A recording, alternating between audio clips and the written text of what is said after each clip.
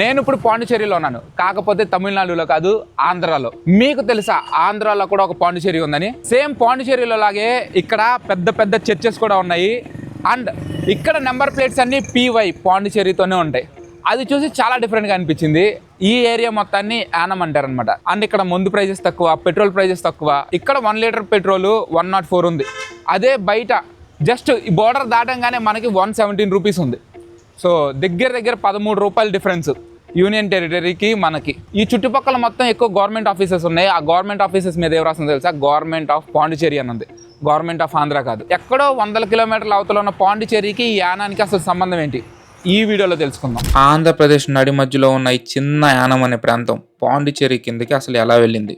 దీని హిస్టరీ తెలుసుకోవాలంటే బ్రిటిషర్స్ మన ఆక్యుపై చేసిన టైంలో ఫ్రెంచ్ పీపుల్ కూడా వాళ్ళ కాలనీస్ ఇండియాలో ఎస్టాబ్లిష్ చేసుకోవడం మొదలుపెట్టారు.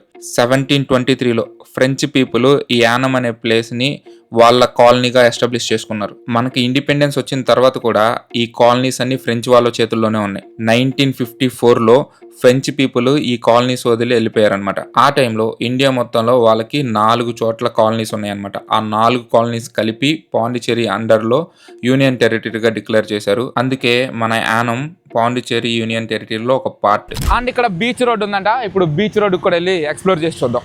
యానంలో బీచ్ ఉంటుందని ఎంతమంది అనుకున్నారు? నేను కూడా అదే అనుకుని వచ్చాను. ఇక్కడికి వచ్చిన తర్వాత చూస్తే ఇది బీచ్ కాదు, నది. గోదావరి నది ఒడ్డును పట్టుకుని వీళ్ళు బీచ్ అంటున్నారు.